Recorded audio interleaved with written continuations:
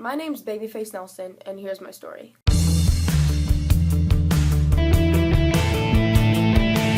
So I was born in Chicago, and I was a pretty good kid until the age of 13, where I robbed a little tiny newspaper stand, and I got $3.50, and it was nothing big, but apparently I had to get sent to penalty school.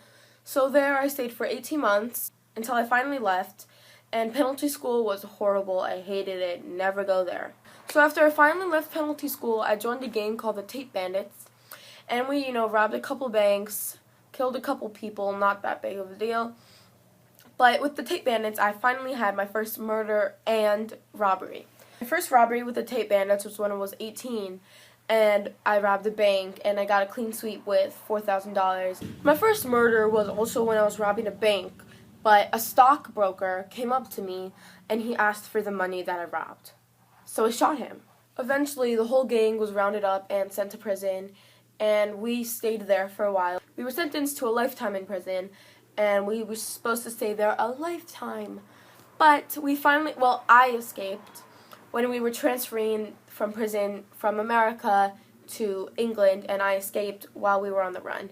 So then I finally went on the lam for 2 years, and I did a couple robberies, a couple killings, not that big of a deal. But one of my most memorable robberies was when I was robbing the mayor's wife's house, and they were divorced at the time, so they were living in 2 different houses. And here's a funny story, actually. Here's how I got my name. So I was casually taking some of the mayor's wife's jewelry. When she was describing me to the police, she said I had black hair and a baby face. While I was on the lam, I was on the FBI's most wanted list for a long while.